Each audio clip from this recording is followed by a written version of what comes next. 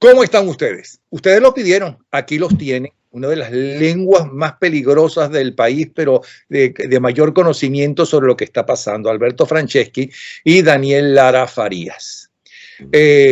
La primera pregunta que les hago es, ¿a qué hora piensan ir a votar con el nuevo Consejo Nacional Electoral?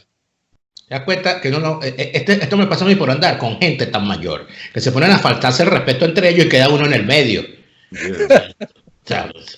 Mira, yo pensaba que me iban a preguntar por las elecciones de España, que son las próximas que vienen, y esas no, esa la dejamos para el domingo.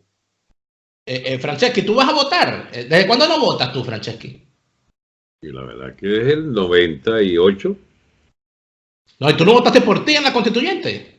Ah, sí, por la constituyente. Okay. No, y ahora recuerdo, ya va, yo soy chico, un imbécil que ha votado por Capriles y un redomado idiota que votó por el filósofo del Zulia, ahora que recuerdo. Yo no voy a negar esos pasivos, mi amigo. No lo hagas porque la gente te lo va a recordar en los comentarios. Bueno, pero aquí ya va.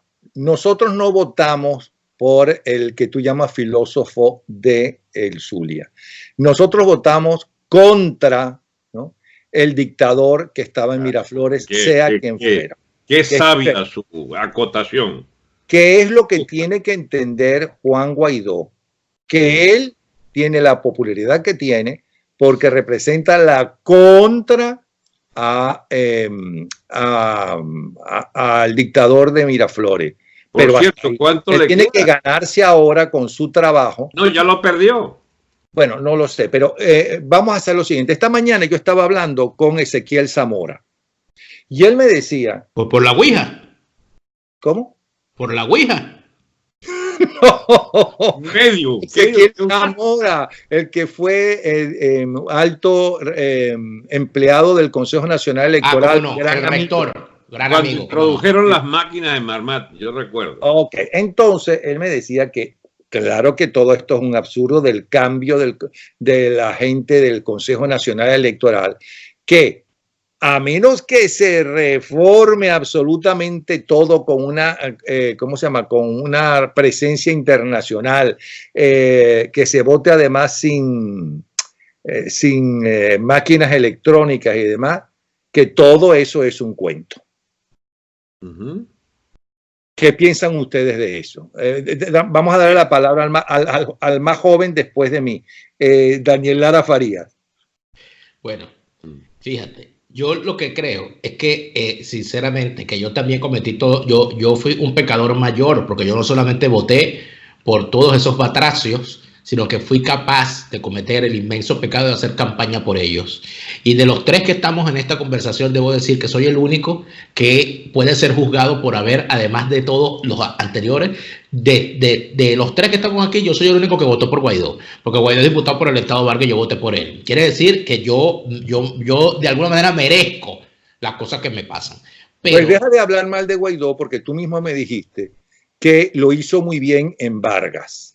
Si ahora no estás contento con lo que... ¿Cuándo te dije yo eso? Búscame el video. Búscame el video donde yo dije eso, por favor.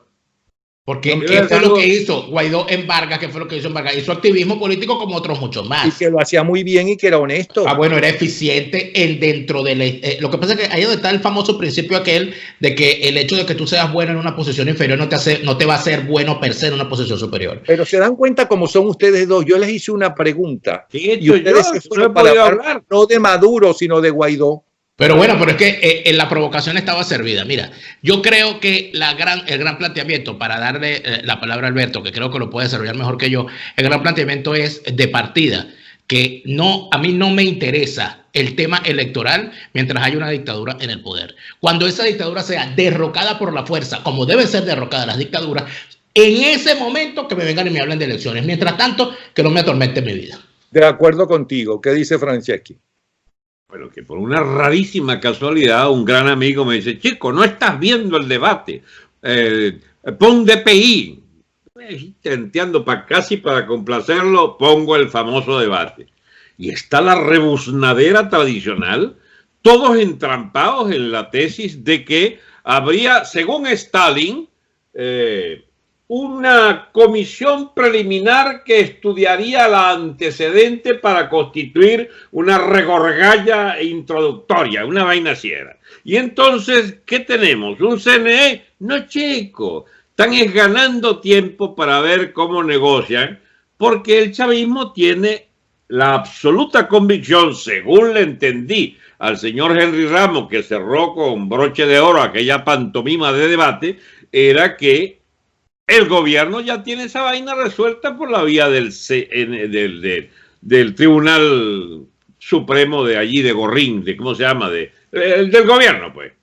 Entonces, porque es que hay ilusos que creen que el Tribunal Supremo del Exilio va a tener que ver con el TCJ que nombre. No, eso es la marramucia última que harán este año, es que le impondrán a la oposición un CNE como a su leal saber y entender decida Maduro, los Rodríguez y Diosdado. Y entonces estamos ante, y eso lo dijo Henry Ramos, después nos van a tirar allí el toma o deja. ¿Y qué va a hacer la oposición? Va a agarrar. Va a agarrar. Claro. ¿Qué salida le sale, tiene la oposición según esto? Porque la oposición tiene mayoría en la Asamblea Nacional y esto se han dado cuenta que fue una metedura de pata dejarle a la oposición la mayoría.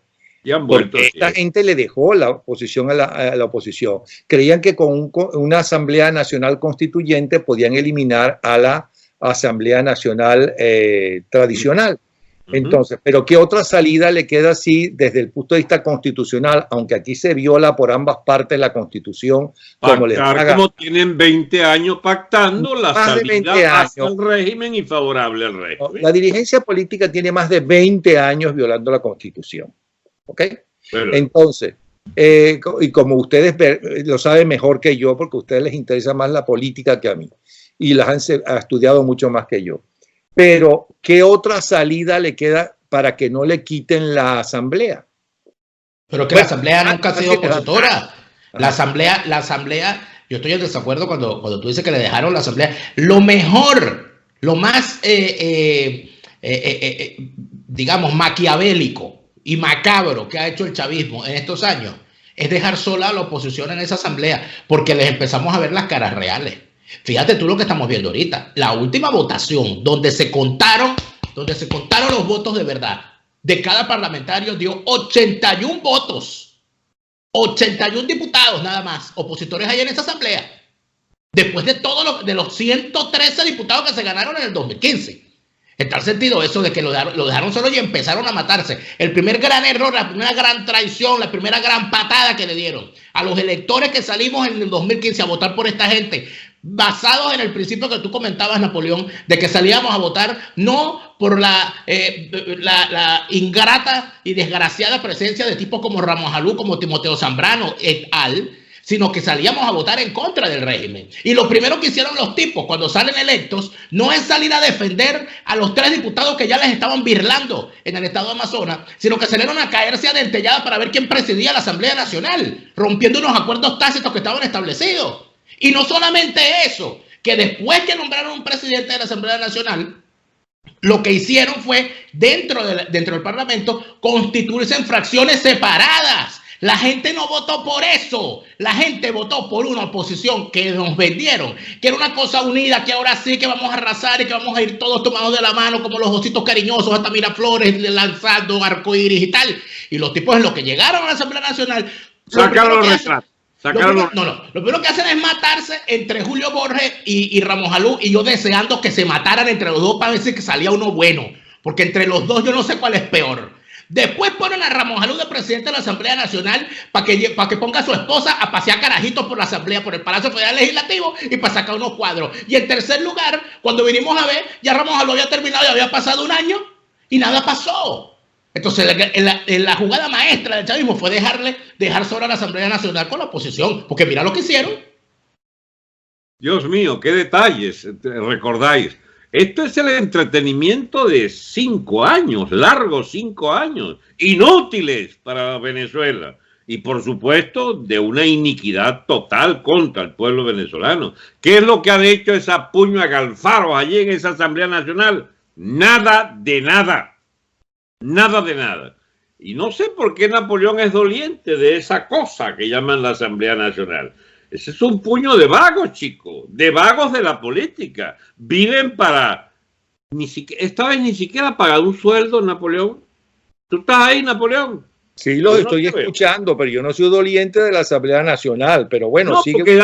No, es que tienes como expectativas sobre ese debate. ¿Qué van a hacer en ese debate? ¿Qué otra cosa harán que no sea lo inútil habitual de todos estos años? ¿Qué puede esperarse de Guaidó, de Henry Ramos, además de la diplomacia de exilio de Guaidó? ¿Qué otra cosa puede esperarse que no sea la estafa política a la que nos han acostumbrado 5 años ya? Y 20 de ñapa, para si vamos a sacarle la cuenta desde que se iniciaron por allá el año 1990.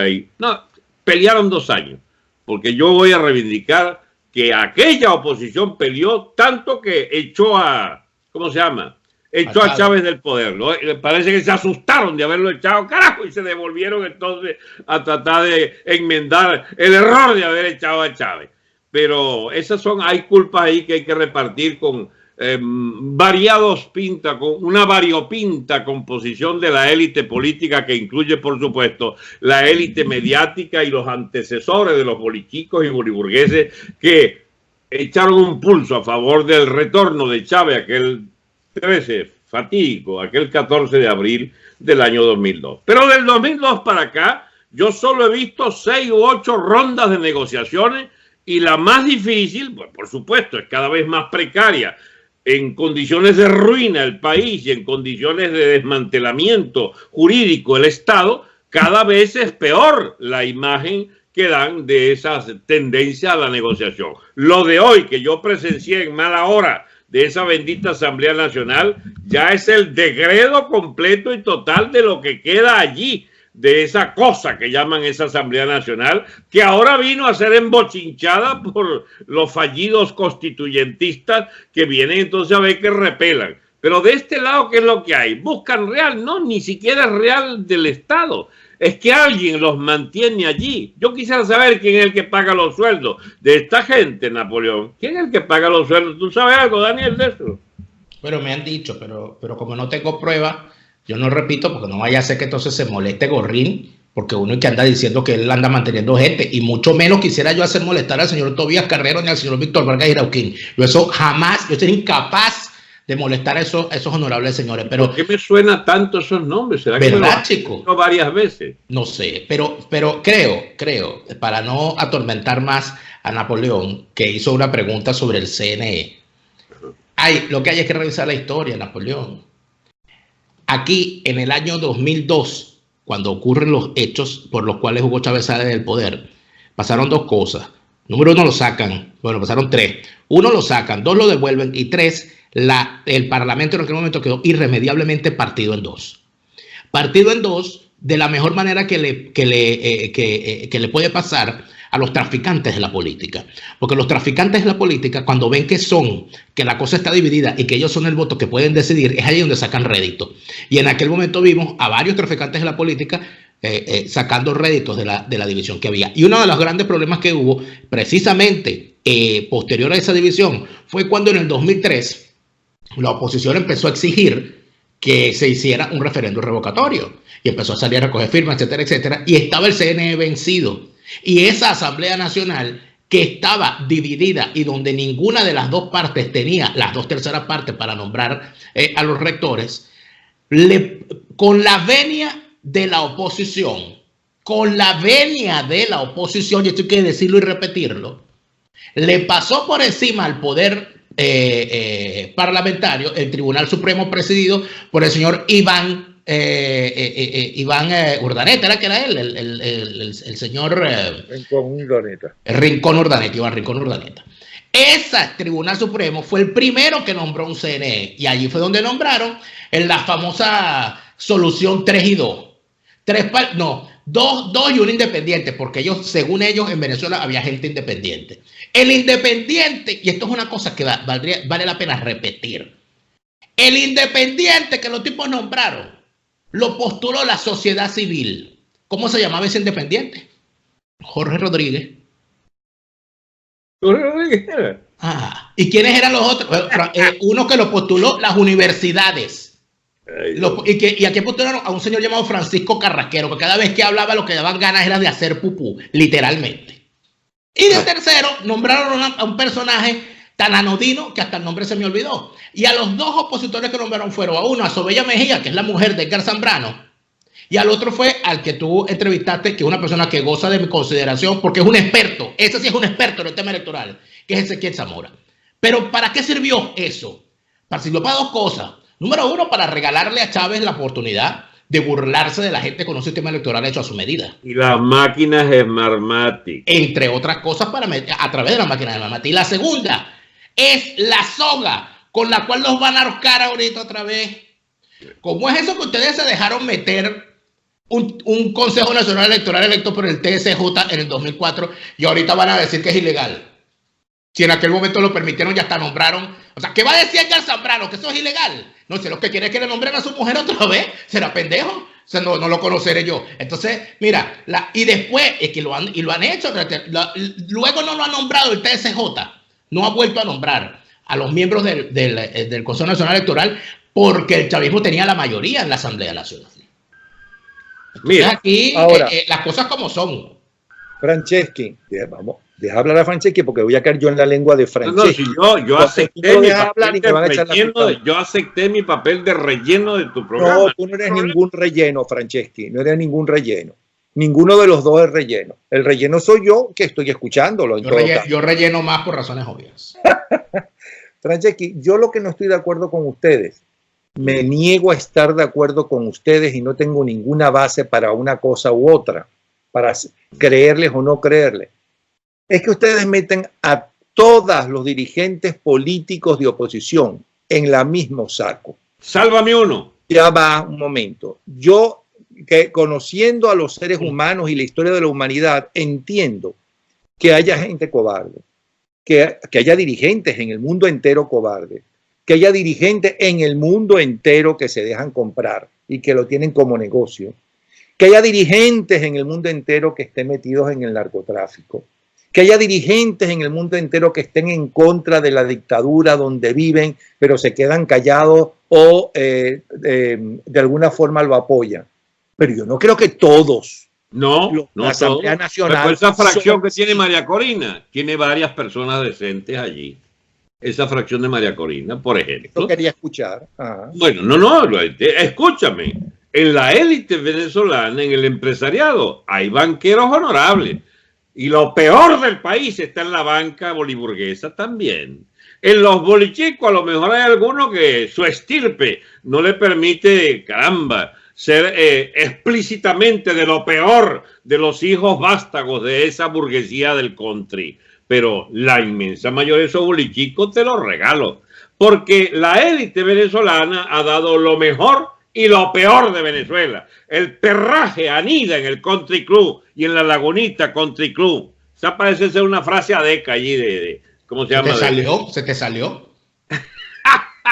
Pero es que es de verdad. El deterioro de Venezuela es de tal nivel que ya tú no sabes qué es lo que queda sano. Y entonces hay que empezar a pensar seriamente qué es lo que vamos a salvar y a partir de qué. Tú tienes razón cuando dices, salven a alguien, Dios mío, porque ¿qué es lo que vamos a hacer? Entre los tres, nosotros tres vamos a reconstruir el Estado. Reconstruir el Estado necesita fácilmente de una primera línea de 1000 personas, por lo menos 1000. ¿Dónde están? Yo diría que el grueso está en el exilio y hay algunos centenares en Venezuela también. En la clase política queda gente de verdad honorable. Pero caramba, chicos, ¿cómo se han ensañado contra esa pobre gente que todavía cree en eso? Ok, ¿bien? Pero ¿cuánto hay de verdad en las informaciones que se riegan y se dan como una verdad absoluta? Por ejemplo, se regó que Guaidó se fue a Cuba y la gente lo creyó. Y eso es totalmente incierto, me lo confirmó que era incierto el amigo Daniel. Donoso. ¿Sí? Daniel es garante que no fue para Cuba. No, pero es que yo lo hago por dos razones básicas. Número uno, por una investigación seria que hizo el experto en fake news, David Donoso, que se presentó aquí en este programa, por cierto. Debutó, por cierto, una vez que lo entrevistan aquí en este programa. Pero es que además de eso, yo me voy a la cosa más básica. Si Juan Guaidó va a Cuba a negociar o a discutir el futuro de Venezuela, yo tendría que felicitarlo, porque sería un gesto de inteligencia mayúscula, porque es lo único con lo que tú puedes negociar. ¿Con qué vas a negociar? Con los tarúpidos, con el tarúpido de Miraflores, que si se cae para el piso se come la grama, o con Diosdado Cabello. O sea, tú tienes que hablar es con los dueños del circo, y Juan Guaidó lamentablemente no tiene esa audacia, ni representa una clase política que tenga esa audacia. Y en tercer lugar, en caso de que hubiese ido a Cuba, no hubiese ido con los petimetres con lo que dice que fue.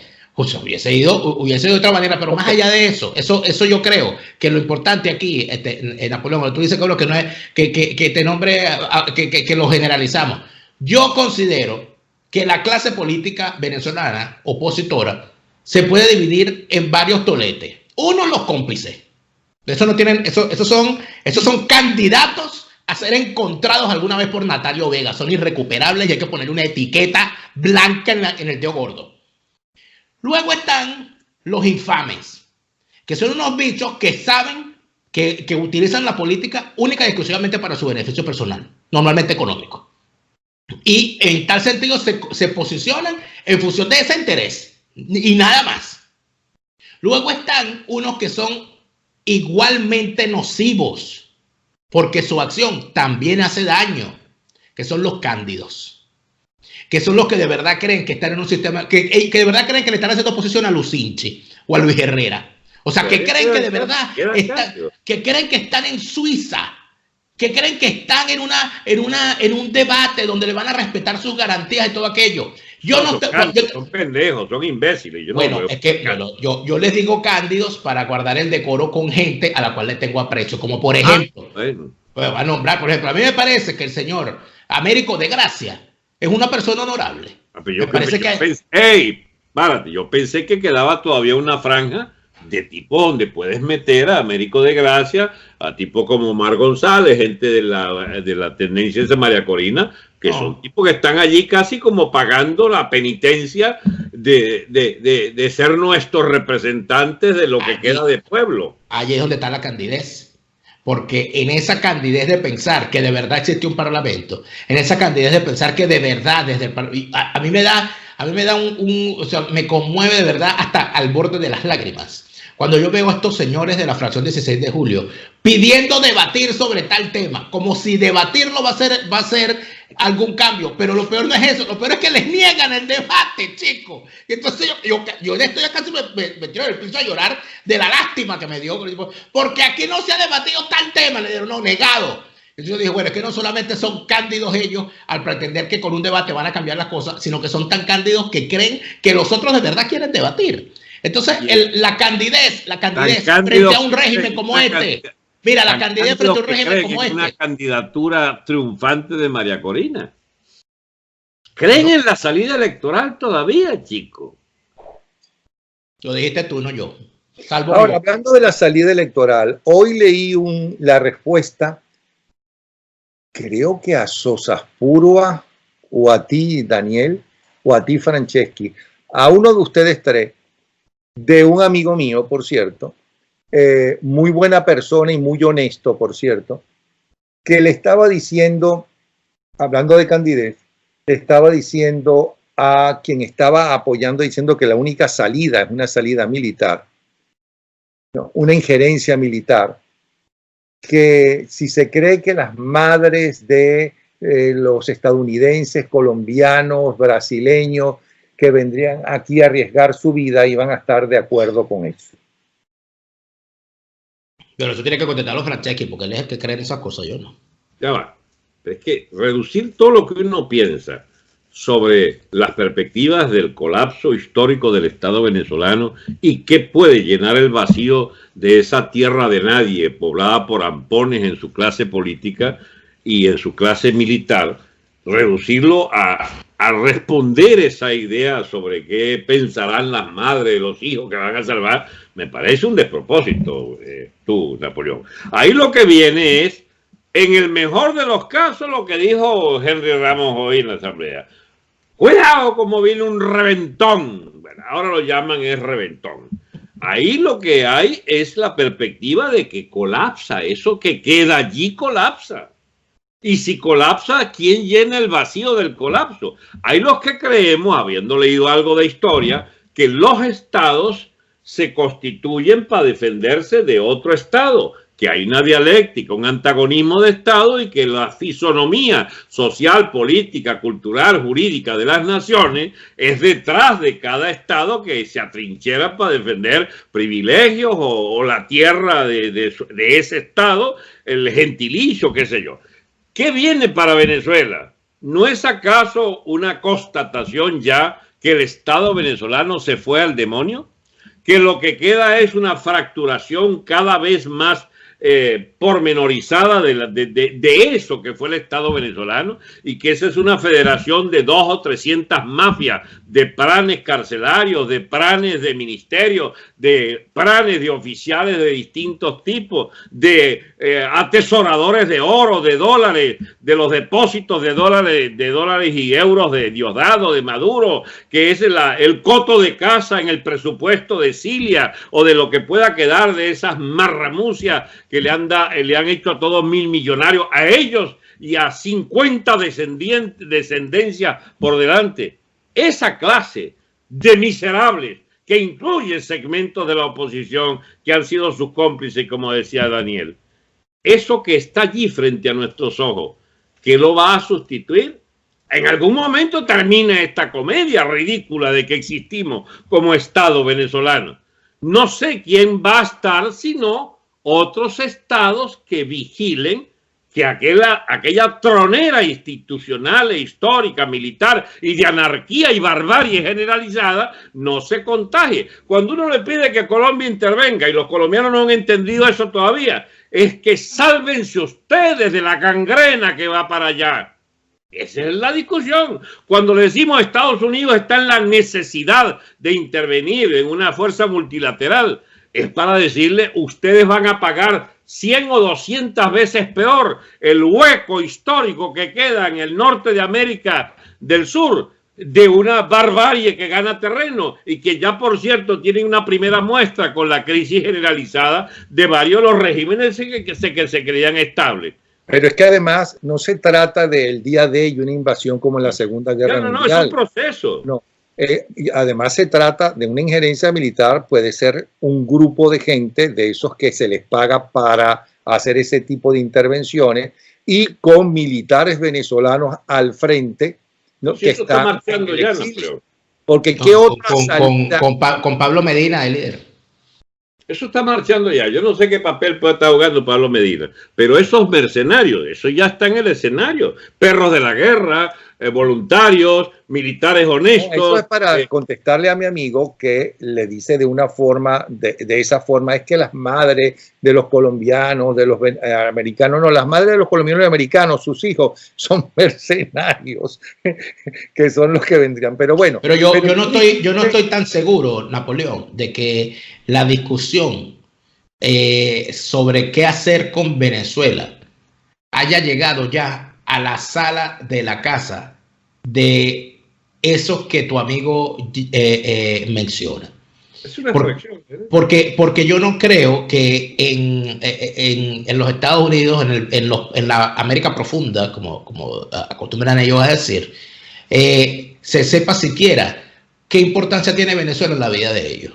Porque ni siquiera está posicionado desde el punto de vista de matriz de opinión, como si lo estuvo el tema de las supuestas armas de destrucción masivas de Irak. ¿Acaso lo saben qué significa el Yemen para las familias norteamericanas? No lo saben, pero sí saben lo que significa. Sí saben lo que significa. Allá está la flota yanqui. Pero permíteme, pero sí saben lo que significa el horror del terrorismo islámico. Y cuando tú le vendes entonces el terrorismo islámico, cuando tú dices en Yemen el terrorista es islámico, no tienes que decir más nada. La gente dice, ok, mátenlos. Dices que en Venezuela hay Hezbollah, y cuando dices que en Venezuela los rusos están metiéndose, y cuando dices que Venezuela está a un paso domingo de los Estados Unidos para poner armas atómicas.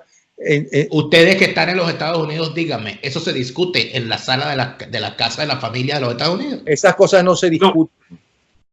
Es allí donde está la salida. ¿Cuál es la salida? Tú dices que tú no estás de acuerdo. ¿Cuál crees tú entonces? No. No tiene salida el país.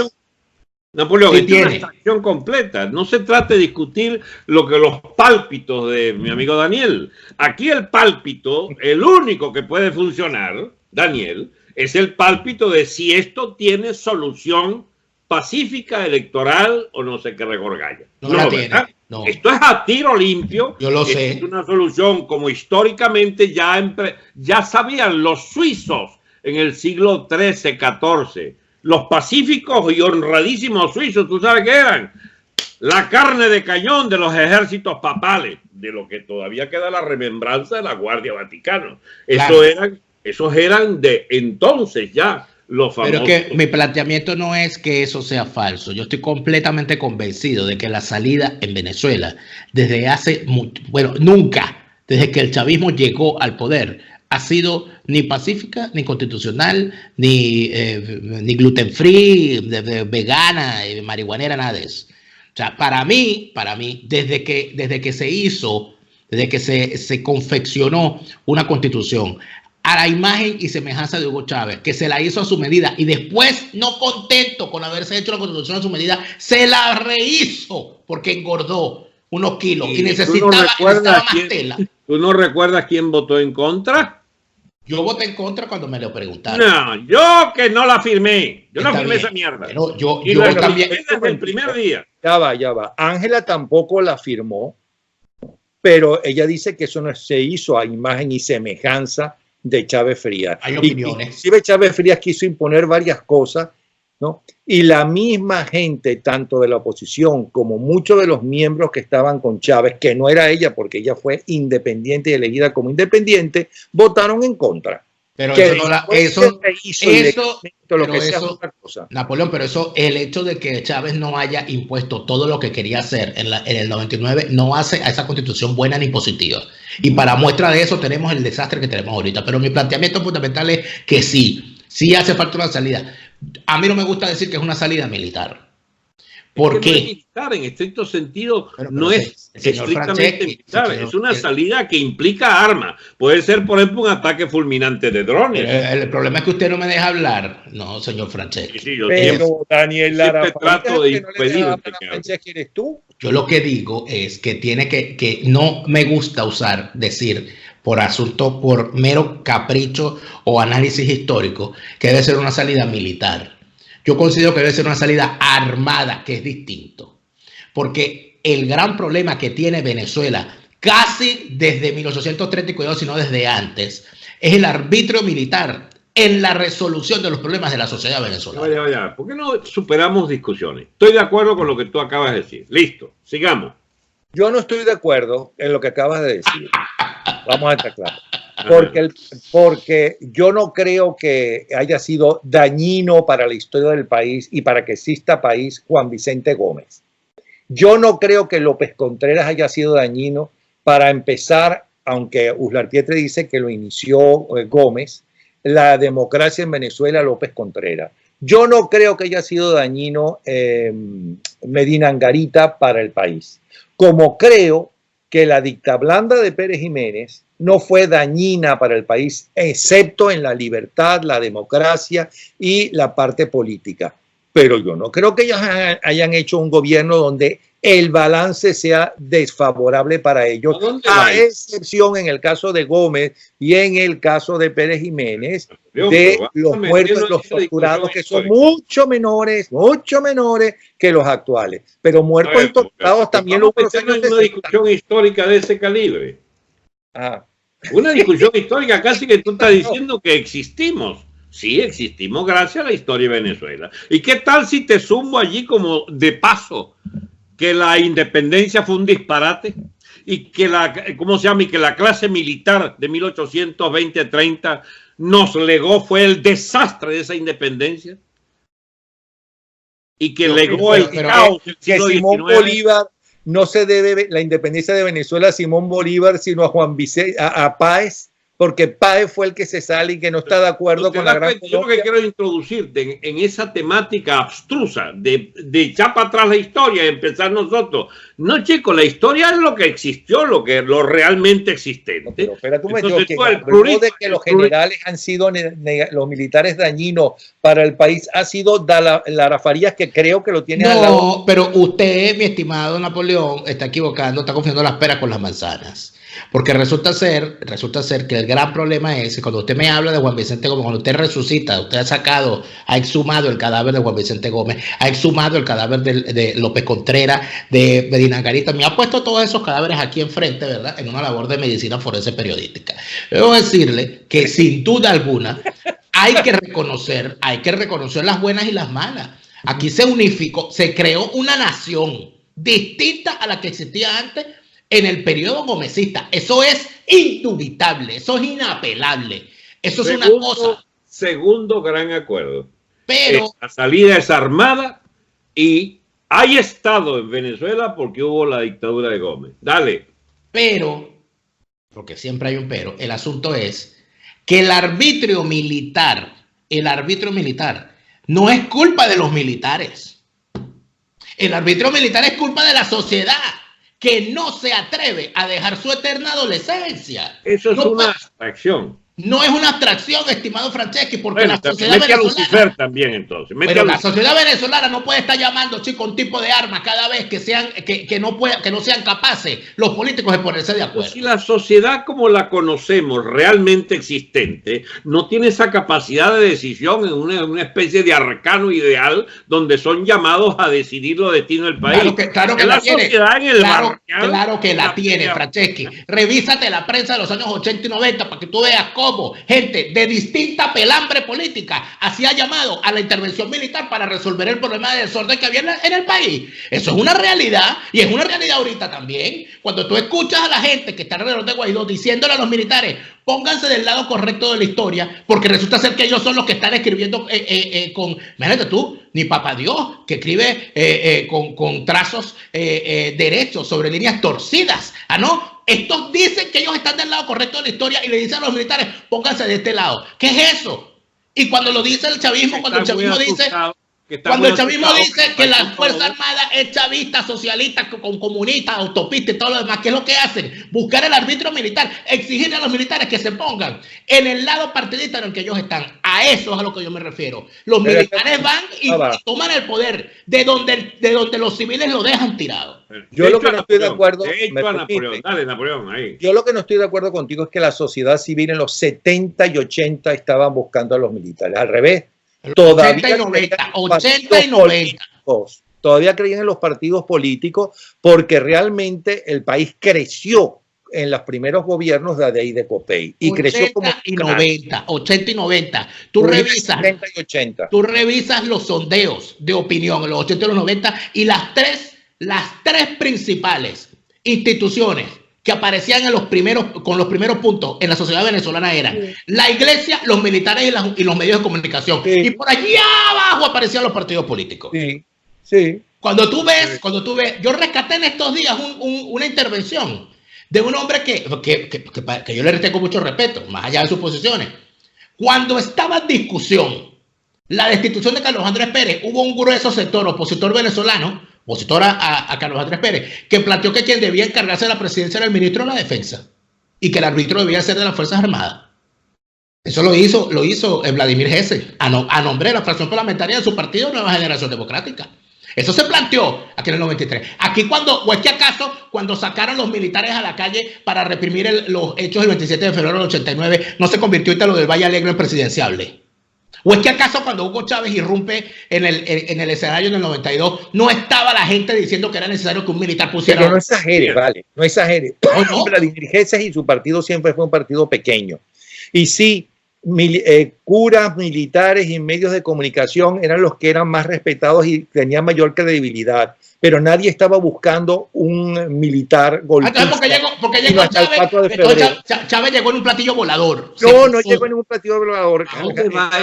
Un golpista como lo fue tu admirado Rómulo Betancourt, y mío también, por cierto, que fue un golpista, y después cuando llegó al poder en el 59, ¿no?, se comportó totalmente diferente a cuando venía de la extrema, de la izquierda y del Partido Comunista, que no fue afiliado de Costa Rica.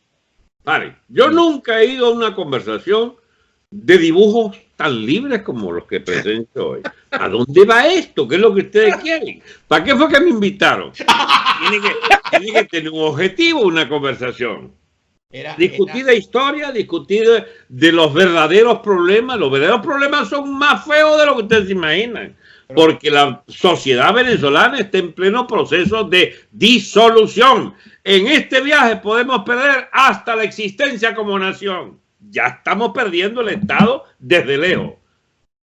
¿A quién llamamos para que nos reconstituya como nación y como Estado?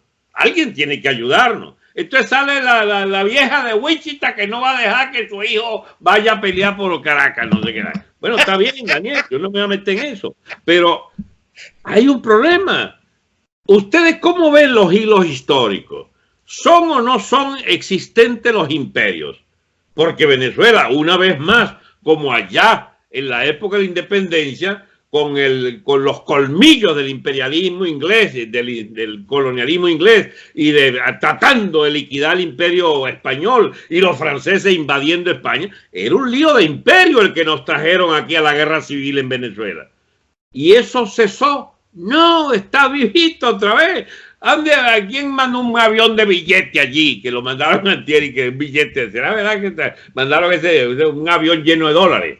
¿En Rusia? ¿Y quiénes han sido los grandes beneficiarios de la administración Chávez Maduro? Rusia y China. Y ese imperialillo de cuarta categoría pestilente de Cuba. ¿Y qué más? La guerrilla del Medio Oriente y la potencia de Irán como telón de fondo de todo esto. A ver, ¿dónde está nuestra identidad resguardada por un Estado venezolano que supo conservar las distancias? No, chico, el pobre país se lo han esguazado una vez más los líos de imperio. Y el Estado venezolano está desapareciendo frente a nuestros ojos. Ese es nuestro problema de fondo. Todo lo demás es accesorio. Que termine esto con una guerra civil, con un reventón, como dice Henry, con una invasión colombiana, ojalá, con una invasión yanqui, que no van a ser pendejos para mandar miles de marinos, sino que un solo portaavión allí mandando misiles muy precisos y drones muy precisos con nombre y apellido, pueden resolvernos el problema. No resolver, sería bien feo decirlo, pueden llevar el problema a un nuevo estadio de soluciones armadas, como la quieran ir. ¿Por qué tienes ese gesto de displicencia, querido Daniel? Porque a mí el tema de cuando tú dices resolver el problema, es que yo creo que la salida del chavismo del poder no resuelve el problema, sino que resuelve unos e inicia otros. Porque aquí el problema, cuando tú hablas de la disolución de la nación, pero aquí estamos hablando estamos hablando de valores y de símbolos. Estamos hablando inclusive hasta de ideas, de la idea propia de nación. O sea, ¿qué es Venezuela hoy? Esa es una gran pregunta que no tenemos ni siquiera, lamentablemente, los focos puestos sobre intelectuales de valía que puedan responder una cosa como esa. ¿Qué es Venezuela hoy? ¿En qué terminó Venezuela hoy? Venezuela terminó siendo hoy lo que sale en los medios de comunicación venezolanos. Venezuela es esa clase política. ¿Venezuela es qué? Venezuela es ahorita esa masa de pobres ciudadanos depauperados en la calle buscando qué comer. O sea, ¿Venezuela qué? ¿Venezuela es su pasado nada más? Es parte del país real. ¿O Venezuela es su pasado nada más? Es una ilusión, una cosa que está allí. Existe el territorio nacional unificado. ¿Puede un gobierno de verdad, un gobierno que llegue a restaurar la república, tiene territorio que defender? Las fronteras, dentro de esa frontera hay teóricamente tenemos un territorio delimitado. Y lo que dijo algo con sentido que dijo el tal Pence, que no es que lo inventó él, pero Estado fallido es un Estado sin fronteras. Ese es nuestro drama en Venezuela. El Estado venezolano dejó de tener unos límites determinados. La prueba es que entran y salen los fascinerosos del ELN y la FARC a despacharse y a hacer vuelto, igual del Hezbollah. Y Es hora de que los señores de Colombia resuelvan si ellos los va a abrazar y los va a agarrar por el cogote y los va a batir contra el suelo. Un vacío histórico de un Estado que deja de existir de este lado de la frontera. La cosa es más grave de lo que la gente cree. Por eso cuando uno escucha debates como el de esa Asamblea Nacional de hoy, estos locos de dónde salen, chicos. Estas ficciones de dónde cuajaron, en qué cerebro, chicos, de una pobreza infinita.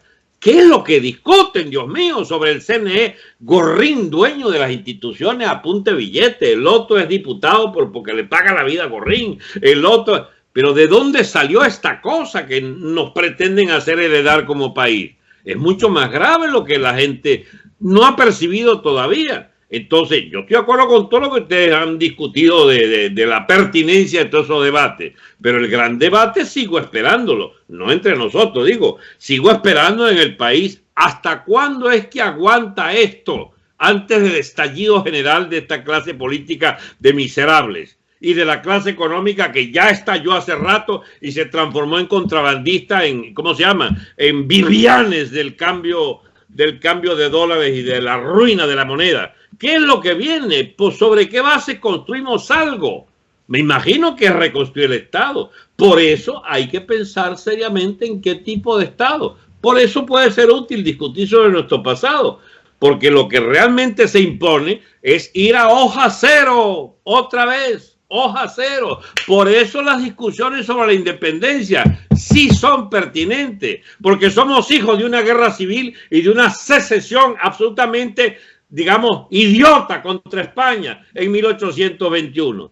Porque lo que está pendiente ahora es que no solo es la herencia de la independencia que se hizo inviable, como se llama, como criterio de fundación nacional, sino que lo que hay ahora es peor más que nunca, de disolución de fuerzas que nos han llevado a este desastre. ¿Sobre qué base refundamos esto? Esa es la pregunta que hay que hacernos ahora. Esa pregunta sería extraordinaria para la próxima conversación, porque no pretenderán ustedes que después que Napoleón Bravo obligó a Alberto Franceschi a suspender su almuerzo para conversar sobre esta cosa, nosotros no vamos a volver a hablar en estos términos. Yo me imagino que esto será, no sé, una vez por semana para contribuir a la dieta de Franceschi. Acercas un poco y no te pones como Daniel Lara.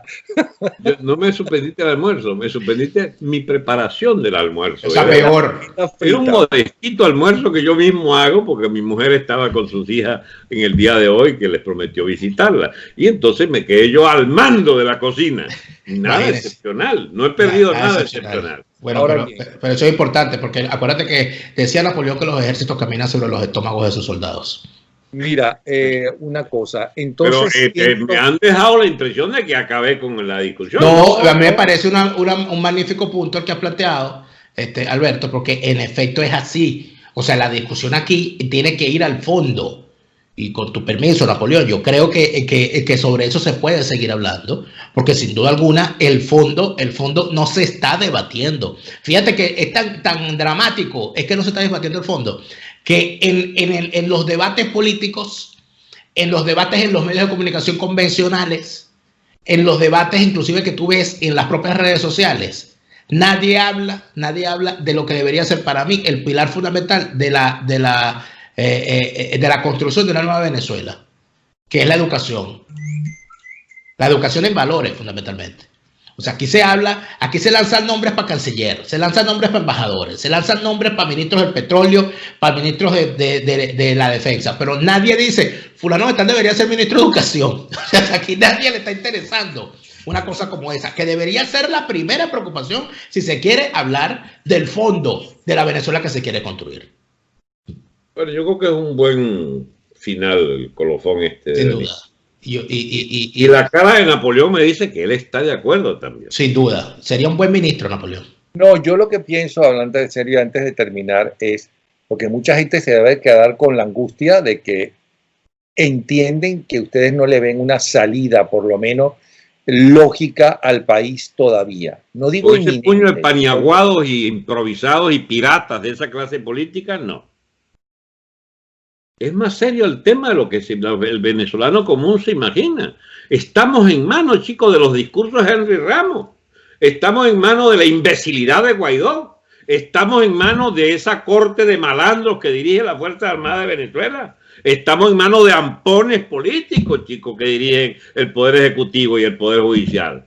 Es cosa gravísima, Napoleón. Ahora, ¿ustedes no ven en las nuevas generaciones políticas y algunos de los nuevos partidos políticos ningún viso de modernidad, de actualidad, de posibilidad de que puedan cambiar poco a poco las cosas? Porque evidentemente si están dentro de Venezuela y ejerciendo no en el escondidos, sino en la propia asamblea, en el propio Congreso, donde unos días es la Asamblea Nacional y otros días es la Constituyente, no creo que tenga mucha libertad para hacer, o a lo mejor no vale la pena que tengan esa libertad y que lo importante es que se vayan a la clandestinidad. ¿Qué es lo que ustedes piensan sobre la nueva dirigencia política? No la que fracasó, que hundió a los partidos tradicionales. Ellos, y además que en el mundo entero los partidos tradicionales están en decadencia. ¿Tú sabes cuál es el problema de tu razonamiento? Que tratas agónicamente de encontrar una continuidad de ese perraje que está en la clase política venezolana. No tienen destino, Napoleón. ¿No te parece suficiente que nos acabaron con el país los chavistas y los que fungen de opositores? ¿No es suficiente habernos llevado a este impasse, chicos, que lo que dan ganas es sentarse a llorar indefinidamente? Porque no hay ningún vínculo de la nueva Venezuela con eso que ellos... Pero espérate, Franceschi, yo me baso en una afirmación que tú mismo hiciste, no Daniel Lara Farías, tú, ¿no? Y que Daniel avaló, que cuando hablaste bien de María Corina Machado y hablaste bien de algunos que... ¿Cómo le vas a echar la vaina a María Corina ¿Cómo le vas a echar la vaina a María Corina que de ella dependa nada, chico? Yo le voy a echar esa vaina. En el viento de ese lío.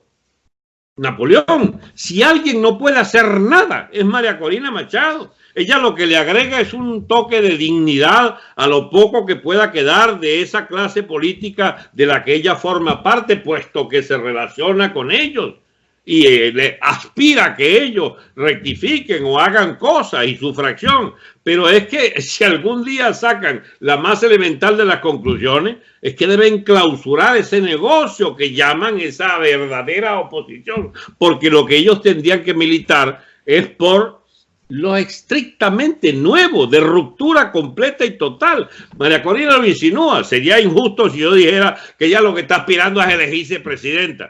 Eso lo tuvo en el pasado, pero dejó de hablar de eso. Ahora habla de la ruptura, del corte quirúrgico, cosas que uno planteó hace 10 años. Escucha, a veces yo leo cosas mías de hace 10, 15 años. Yo, Dios mío, si estas cosas uno las viene planteando inútilmente. Tú no puedes haberlo leído, pero te lo voy a refrescar. Un artículo del 9 de noviembre del año 2003 o 2004. 15 años, chicos. Nuestras bases yanquis en Colombia. Era el título de mi artículo. Hace 15 años, para mí es una obsesión de que los chavistas tenían que saber que el derrotero por el que llevaban al país llevaba la colisión con Estados Unidos y su fuerza estacionada en Colombia. Por supuesto, yo no puedo ahora exhibir de ningún músculo de esas, pero lo que vaya a pasar tiene que ver con esas bases, porque el chavismo ha jugado con todo el hemisferio haciendo, chicos, desastres con las brisitas ¿cómo se llama? Que ellos ahora quieren atribuirse. Son tan aventureros que los pleitos ajenos se los compran como si ellos fueran ¿cómo se llama? Los productores. Entonces, ese continente que tenía antes un imperio que, digamos, se suponía que era el tutor de esta vaina, bueno, ese imperio ha claudicado, porque el señor Obama terminó, chicos, hartándose en un paladar cubano allí, ¿entiendes? Y capitulándole a los Castro, y capitulándole al Santos ese y su plan de ¿cómo se llama?, de acuerdo con la FARC. Esa dirección norteamericana es la fuente de no poca de nuestras desgracias. ¿Cómo se llama? Coludidos con la clase política de oposición. ¿Quién cumple algún papel positivo en esa varilla de Washington, chico, el tal Vecchio y el loco este de Primera Justicia, ¿qué es lo que hace? Ponerse en un billete, chico, más nada, y pasear y primera clase para allá y primera clase para acá y hoteles 5 estrellas. Esa diplomacia de Guaidó lo que da es vergüenza, vergüenza. Y entonces tú vas a depositar la esperanza en lo que queda de tu país, en esa dirección de la MUD. No, chico, yo no puedo engañar a la gente así.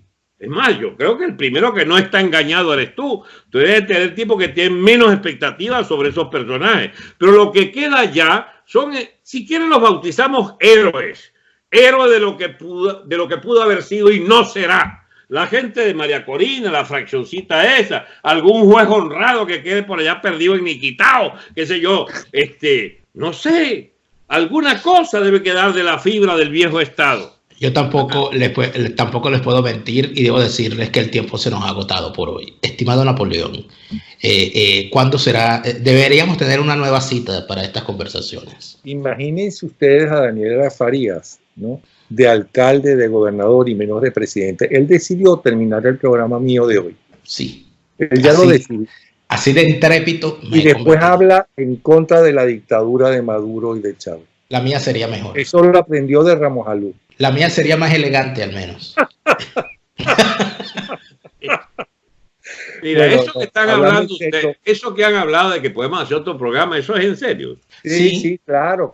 Sí. Es que hoy, la verdad es que... Quedas contratado, Franceschi. Es que Daniel Lara ¿Cuánto pagan ustedes? Daniel Lara me habló antes del programa de que tenía solamente media hora por el cambio de hora de los Estados Unidos y demás, ¿no? Y entonces él tiene que alimentarse, buscar el dinero y redondearse con varios programas. Mira, que te lo ratifique, eso, Dani. Eso es una tarjeta. He logrado que por mí. Tarjeta roja. ¿Ah? ¿Qué? ¿Qué, Francesco? Que lo confirme Dani. ¿Sabes cuál va a ser la noticia la semana que viene? Tengan en el calendario las elecciones de España y Dani va a estar allí. Él va a estar en España. Él no va a estar en el panel de periodistas asociado a Vox. Voy a estar en la sala de prensa de Vox reportando para ustedes. Y yo le pedí que también estuviera en la sala de prensa del PSOE para que conozcamos los dos puntos de vista. No, muerte al comunismo. Bueno, en el PSOE no todos son comunistas, no exageremos tampoco las notas. Lo siento. Aunque si tú tienes solamente en el Vox, que es la extrema derecha, creo que todo está... ¿Ves? Este Napoleón tiene como un cuento distinto en la cabeza al que tiene uno, chico. Sí. Ustedes están empeñados en que yo llegue tarde hoy a mi programa, no lo van a lograr. Despedimos. ¿Qué quiere decir, Franceschi? Tú que eres el mayor de todos. Ya va. Que fijemos una hora la semana que viene, más nada, y sigamos hablando. Esto hay que hablar mucho todavía. Nos ponemos los tres de acuerdo y lo anunciamos. ¿Les parece? Está bien. Sí. Maravilloso. Un abrazo. Gracias de verdad, Franceschi. Gracias de verdad, Daniel. La gente pidió que ustedes hablaran, ¿no? Lo pueden leer en los comentarios de las personas. Pidió que los querían ver juntos. Bueno, ya saben cómo están. Se tienen miedo entre ellos porque saben que la lengua viperina... temen la lengua viperina del otro. Un abrazo a los dos. La semana que viene los tendremos nuevamente juntos. Gracias. Gracias a ti, Napoleón.